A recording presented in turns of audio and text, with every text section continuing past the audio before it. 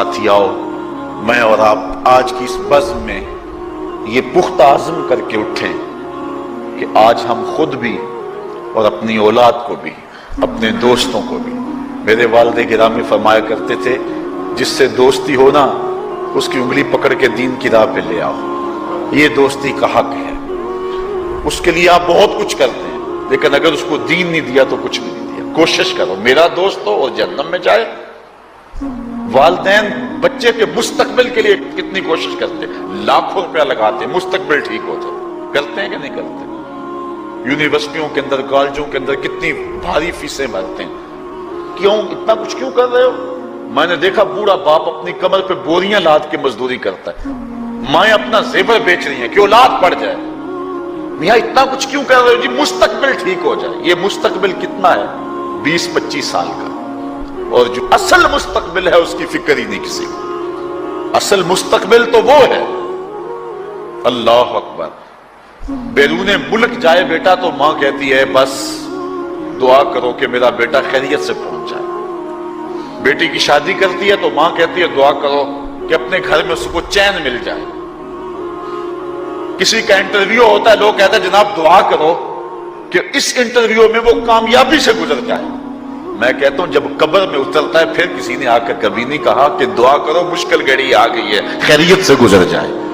اصل امتحان تو یہ ہے، اگر اس امتحان سے گزر گیا تو کامیابی اور بامرادی۔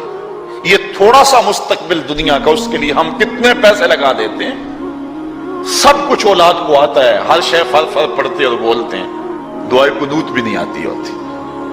تو ہم اپنی اولاد کے لیے دین کا تحفہ اس کو کبھی نہ چھوڑیں۔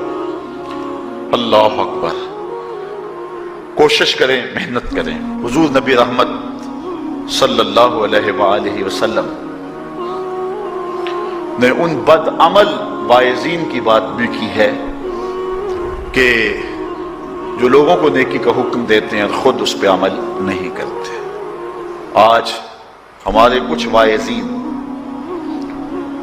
لوگوں کو تو واضح و تلقین اور نصیحت کرتے ہیں اور خود نماز میں سخت سستی کا ارتکاب کرتے ہیں، اور جس سے قوم کے اندر نماز میں سستی عملاً پیدا ہو جاتی ہے۔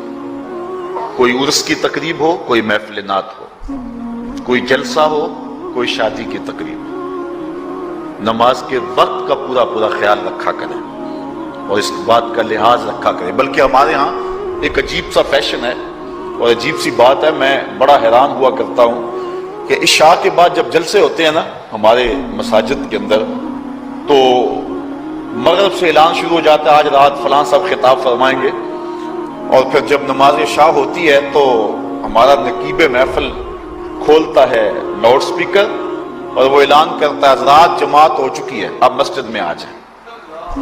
یعنی یہ نماز کو ہلکا کرنے والی بات ہے۔ انہوں کو کہا جا رہا ہے کہ بلکہ بعض تو کہہ دیتے ہیں جس کا تمہیں ڈر تھا وہ گزر گئی ہے، اب آ جاؤ، کیا لینا ہے جلسے میں آ کر اگر نماز ہی نہیں پڑھنی ہے تو۔ ممبر و محراب کے جو ذمہ دار ہیں ان سے جو ہے وہ عجیب و غریب قسم کی جو ہے وہ حرکات سکنات سرزد ہو رہی ہے۔ یہ جو جہل نقیبوں کا ایک غول آ گیا نا، یہ بھی ایک بہت بڑی مصیبت ہے۔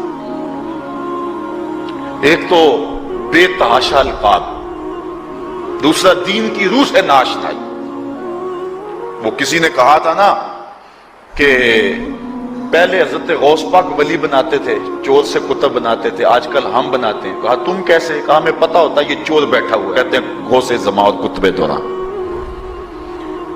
بے تحاشا اور بے تکا انداز، اور پھر دین کی روح سے یہ ناشنائی کہ باقاعدہ اعلان ہوتا ہے جناب جماعت ہو چکی اب تو آ جاؤ۔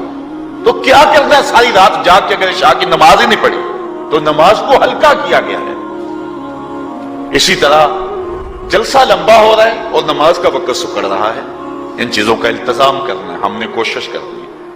اور یہ بھی ایک مصیبت ہے کہ دربار بڑا اونچا ہے اور مسجد کے اندر جانوروں کی بینٹیں پڑی ہوئی ہیں۔ حیثیت تو مسجد کی ہے، دربار کی تو ثانوی حیثیت ہے۔ دربار پہ 3 کروڑ روپیہ لگا ہوا ہے اور مسجد میں چٹائیاں بھی موجود نہیں۔ اپنے بھی خفا مجھ سے ہیں بیگانے بھی ناخوش، کہ زہر حلاحل کو کبھی کہہ نہ سکا کانت، بات وہی کہتا ہوں سمجھتا ہوں جسے حق، میں ابلہ مسجد ہوں نہ تہذیب کا فرزند۔ بے تحاشا اور بے تکا انداز اور پھر دین کی روح سے یہ ناشنائی کہ باقاعدہ اعلان ہوتا جناب جماعت ہو چکی اب تو آ جاؤ. تو کیا کرتا ہے ساری رات جاگ کے اگر عشاء کی نماز ہی نہیں پڑھی تو نماز کو ہلکا کیا گیا ہے.